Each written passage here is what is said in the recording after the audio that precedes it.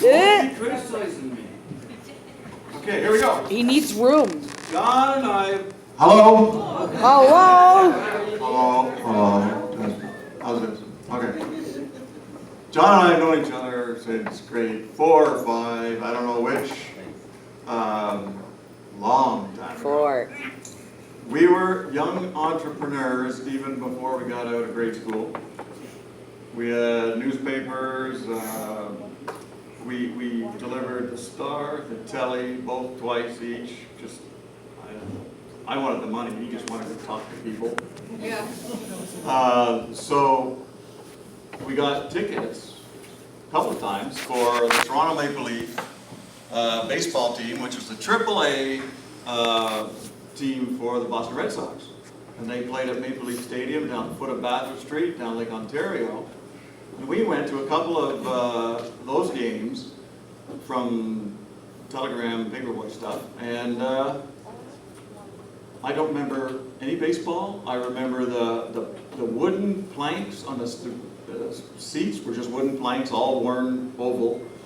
And, the railings were like plumber's pipes. And that's what I remember. I don't remember them playing baseball. I asked him last week, do you remember anything down there? No.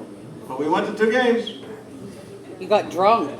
No, we were like 10 or something. I don't know. All right. So we're starting soft, buddy. So entrepreneurial, that got us down to those games. Okay, next page. Next page. It's always going to be real long, so get a drink. Get a drink. Okay.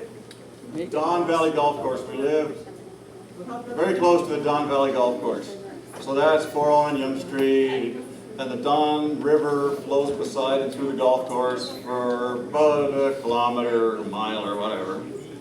So we tried caddying down there to, you know, carry the guy's bag, get $5 for working for 5 hours. So we had enough of that. Yeah. And so we would walk through the Don River, collect all the golf balls that we could find. The very best way we did was 200 golf balls on a Saturday morning. We get up at the crack of dawn, be there first, fill a pillowcase full of golf balls, and go onto the tee boxes and sell them back to the golfers. So $20-30 a day on a Saturday, we'd do that. Just, I don't know, just for, we went to the Greasy Spoon and bought French fries and comic books. Then I had to spot your points and you took my money. Yeah. So, it was okay to, you know, walk through the river and but the management of the golf course didn't look kindly on young kids, young entrepreneurs out there, you know, selling cheap golf balls, so that, you know, they wanted to sell their $10 golf balls. So anyway, we'd have to keep our eye open for that guy to come around, he'd chase us. And so this one time, we saw him coming, we're always looking out, and so the guy's coming, he's a big guy, I don't know. We were just kids, 12 or whatever, and starts chasing us, and I'm far away, like he can run faster than me, so he's teasing the guy. You know, hey, like, and he grabs him. And he's playing an asshole, the guy grabs him, takes him out, he's carrying him. And he was going to take him up to the, can you hear me? I don't even need this. He was going to take him up back to the, you know, the clubhouse and, you know, get him in big shit. So he's got Fenwick in his hands. And Fenwick grabs his tit, whoa, gives it him, and I heard the guy, he dropped him, and John ran like hell to the river. They never went in the river, so that was we could get in the river. We had ropes set up to go across the river. We just jumped in. So that was a good one.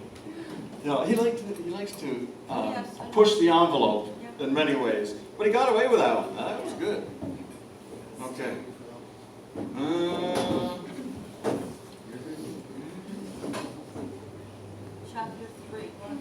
Chapter 3. Page 7. Oh, now they're out of order. Oh, boy. Oh, we have to go through it again? No. Oh. No, Nothing should be in order. Nothing's working in order. Yeah, nothing's gone in order. Oh, we're almost being chronological here. Canadian National Exhibition. John started working down at the exhibition on a summer, and I don't know how old he was, 16 or something. And remember the old football throw? You throw a football through the tires down the C&E? Well, he was doing that. He started doing that, and How was the park? he was like a C&E. Woo, come on, Dad, you know. Want to be a wing? Most people, Yeah, you wanna get be annoyed a at them, leader. but I don't know, he wasn't annoying. Except for when it was not busy, not much happening. So he'd look for a guy and a girl couple walking, 10, 15 yards out. And he'd go, hey! And just as the guy looked, he'd throw the ball right at the guy. And if the guy doesn't catch it, it's going to hit him. So the guy gets it, or gets it most of the time.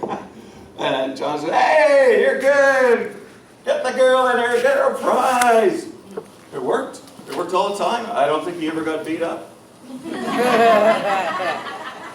Like I said, he could run fast. Oh! Are you falling over? So that is in my opinion, that was your first taste of real salesmanship. I think you got a thrill out of that like nothing.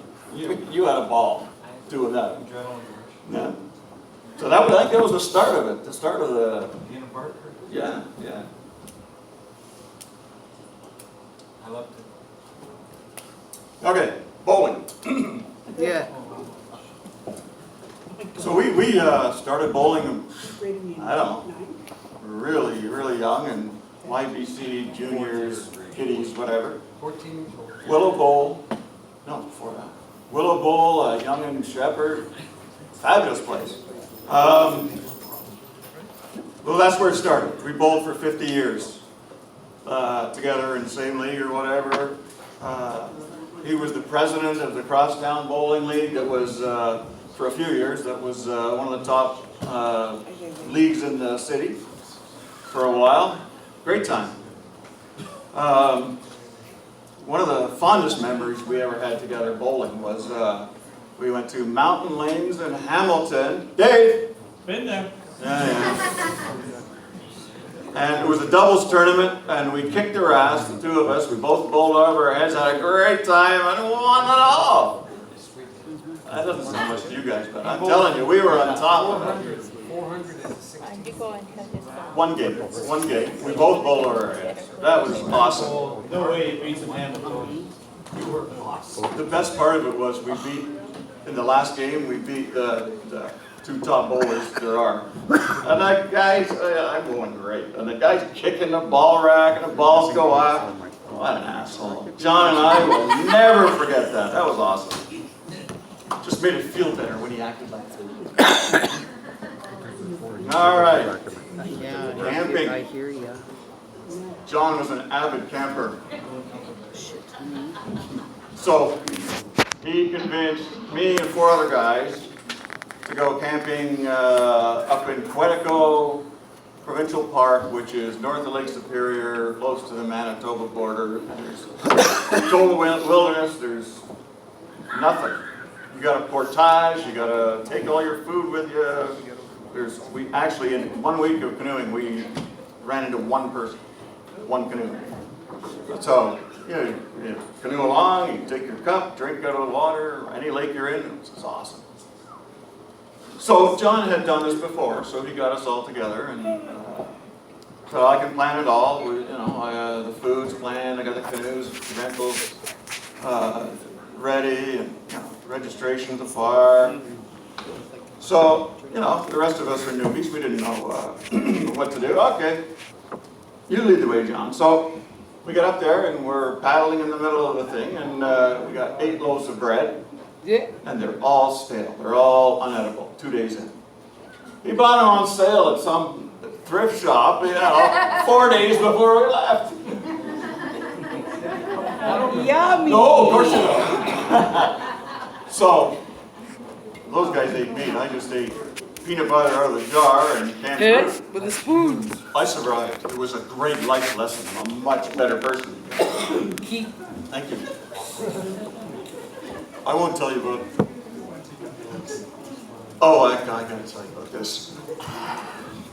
So, you had the portage, you had to do it, so you can't take beer.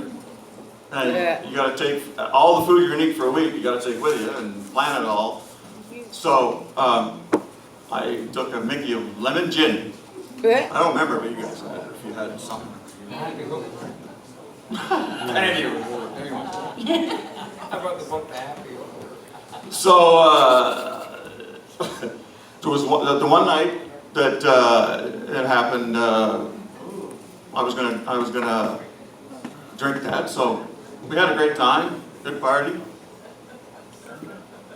But then there was so many millions of mosquitoes up there. So first, you get to a campsite, you put the tent up, you spray it in there, and then you close the tent so all the bugs die. So then. It was so bad that they could get in anyway, so I put the hat on, with the mosquito mask around, the hat and everything, tie it up here, and I go in the tent, and half an hour later, after the bottle of lemon gin, I'm going, whirlies, and I could not get that tent door open. I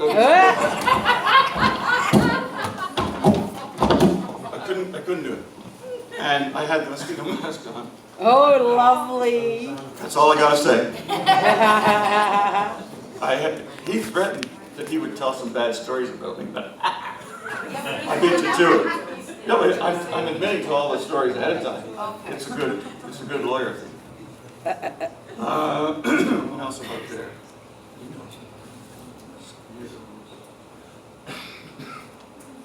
Oh, so John's first job out of college was at a chemical company. I need a drink of water. No. Can I have a drink, please? My lips are sticking together. Yeah, ours too. Ours too. You can do anything but snore.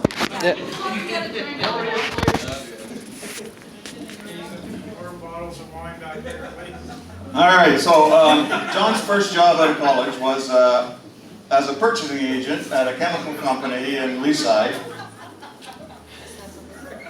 So he was there for a while, and before long he got me a job there in the plant as the receiver and forklift driver around the plant and doing that. So that was great. I was very grateful that John did that for me.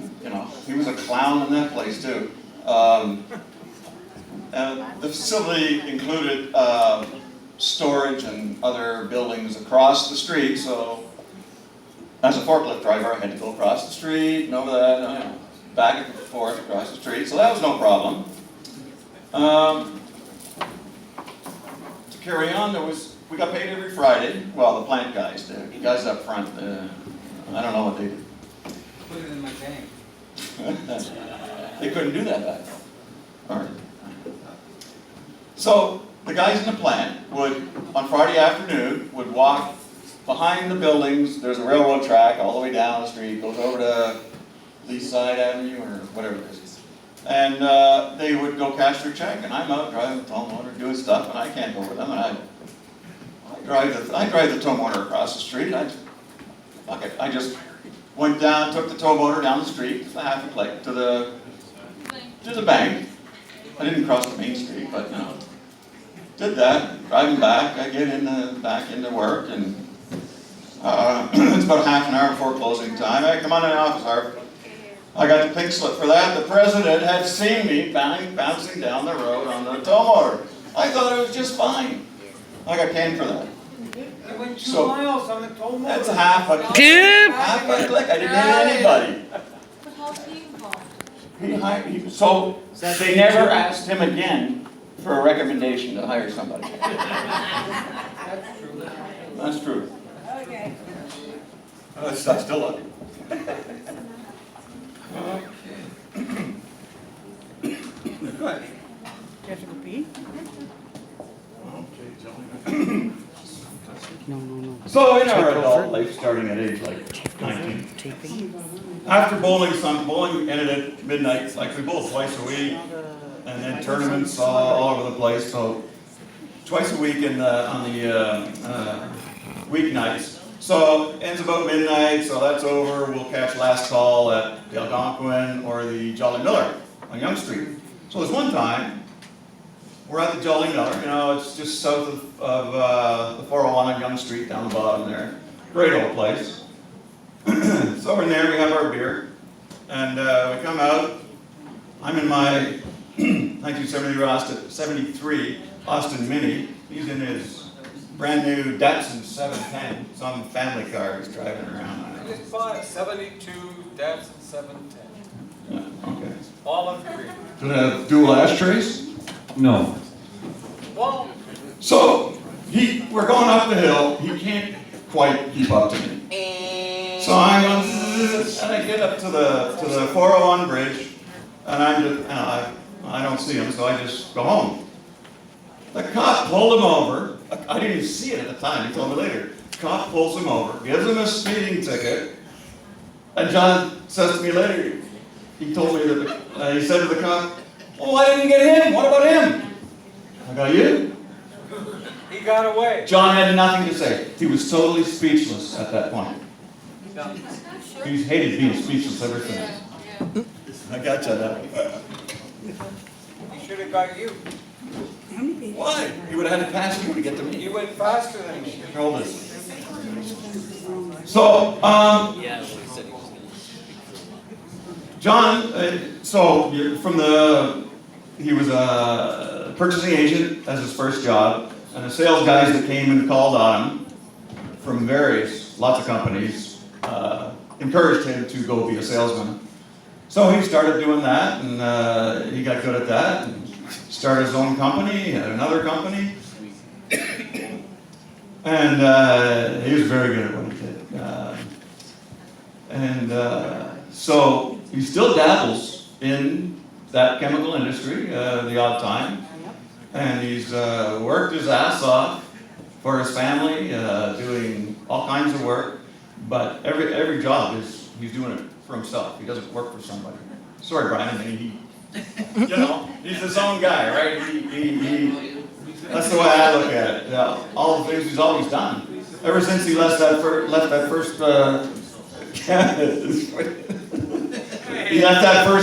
chemical purchasing job, he's almost worked for himself the whole time.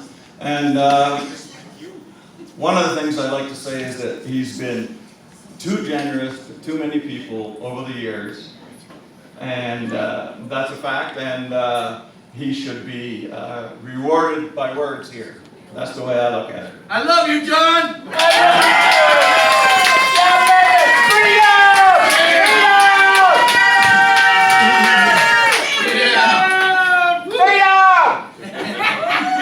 Good speech. Great part. I'm just winging it now. His favorite saying, I've heard him say a million times, "I could sell ice to an Eskimo." All right. I'd like to see him meet an Eskimo. They don't call him that anymore. What else we got? I'm going to leave you alone now. That's it.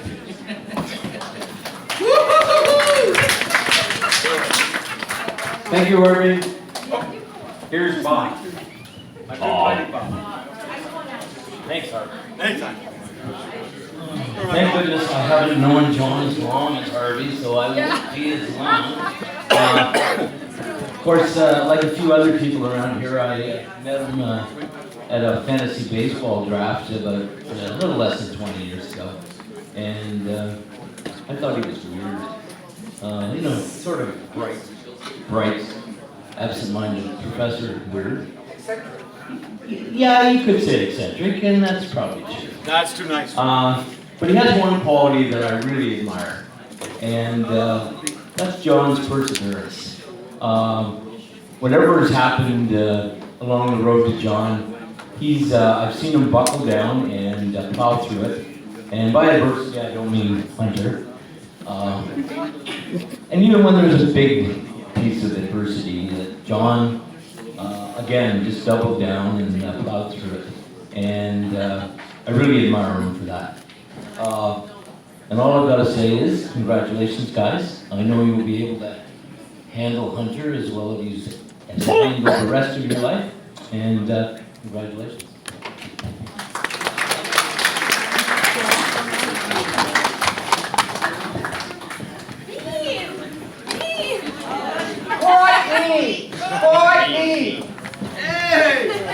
All right.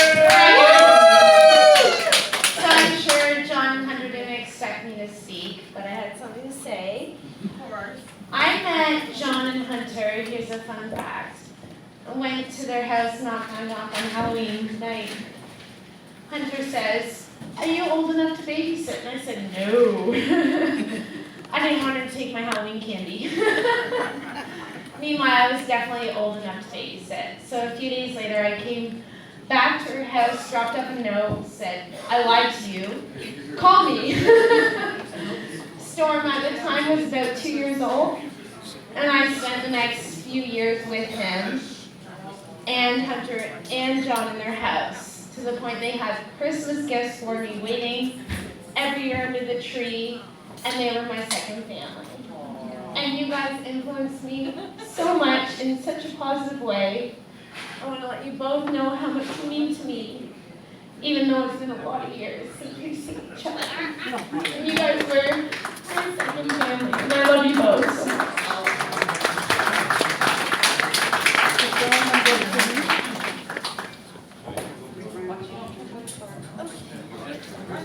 Brian's still gotta go up there. Hey, we got Brian. Right back here. You want something to say? Brian! Brian! Where's my casual part-time? Brian, I'm going first. Oh, Sorry, Brian. I'm going first. I'm going first. okay, man. Sorry, Brian. They all went out of order, 2 guys in a row. I wouldn't argue with her. Horrible. I didn't want because I can't see. I'm not a sitter. Don't do that. John, sit down. I'm a stander. How did I know? Like she said, 5-6 years. I met her because I wanted to buy a quit smoking book. Which is funny because at that time I'd already been quit smoking for 5 years. But I had my sister move into me with me, 13 years older. Second marriage, broke up, back to baby sister's house. Well, she smoked like a chimney. Everywhere in my house, even though I didn't really smoke my house, it smelled like smoke. So I bought a book. We're standing by this big ugly tree. I said, "Oh look, the Cardinals will come talk to us." I don't know about her, but once we started talking about, well, they come back to this. I like to believe that somebody from the past come back, brighten our day, blah, blah, blah. We're meant to be friends forever. Now, my husband is well known for saying, Penny and Hunter cannot go shopping together in Toronto because with her mouth and my attitude, they don't have enough bail money. It is true. Quite often people challenge me, challenge my math, challenge my attitude. She wanted to buy floor towels for her apartment, which was fine. She gave me all the measurements, so I did all the math. Because my husband's a contractor, I know I had 10% for cottage. So I already knew all that. So I measured it all out. We had to hunt for the guy in Home Depot. Like these little peckerheads should be at every corner. I don't care. I hate looking for people in Home Depot. So after I found him, I said, "Are you in flooring?" He says, "Well, I work here." I said, "Okay, good. Can you help me in flooring?" So he says, "Yeah." So I said, "Well, we want flooring for this much room." She goes, "What's the measurement?" I said, "This is how many tiles I need." He goes, "What's the measurements?" I said, "This is how many square feet I need." "Tell me your measurements." So she gives me some measurements. I'm just standing there. My favorite saying is, "I'm going to punch you in the neck." Hunter's afraid because she can see me. She's thinking, "Oh my God, she's going to punch him in the neck." Sure enough, he gets his little calculator out. "How many square feet did you say?" I tell him, he goes, "You're right." Do I look like a person that you should say, "You're right" to? I stepped back 2 feet at that moment. I just said, "Thank you so much for your time," and runs away. So I looked at the man and said, "Okay, what part of my square footage did you like? Is it because I look dumb, or is it because I'm a woman?" And he's like, "Well, no, I said, "Well, thank you very much. You have a nice day." Didn't punch him in the neck, just make Hunter fat. So yes, Hunter says uses me as her enforcer, because if anybody really bothers her, she knows that I'm not afraid. I have a bag of line and a shovel, and I don't tell secrets. That's in case she has to freak somebody out. I love him. I want to say to the guys tonight that you all look fantastic. Woohoo! You dressed up good, guys, I gotta say. Bobby really got into this outfit here. I only went gothic with my hair. That's okay. I want to be the first one to say, in toast. I'm going to steal somebody's water bottle because I would like to toast with John Todd. To toast Mr. and Mrs. John Fedwick. Toast. Cheers. The Fedwicks. Now I'm done. So now you can come up because I'm done. Okay.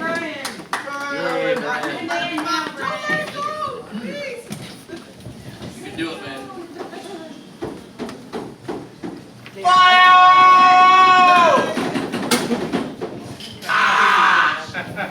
Boom, boom, boom, boom, boom, boom, boom, boom, boom, boom, boom.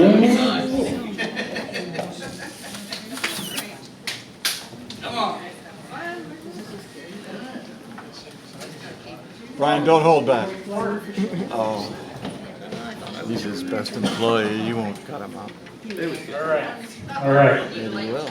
My name is Brian Murray, aka The Polisher. One of 3 of John's landscaping bunch. When we get hungry and need to munch, John saves the day by going to KFC for the big crunch. Sure does make for a good lunch. Easy, Adam, no need to punch. I've got more than a hunch that Brother John's love for Hunter is like no other. No need to go undercover to know that tonight the kisses he will smother.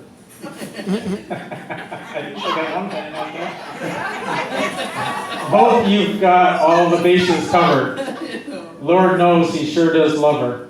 I shudder to think of one without the other. Well, married or not, to me, Johnny, you'll always be a mother. In closing, I just...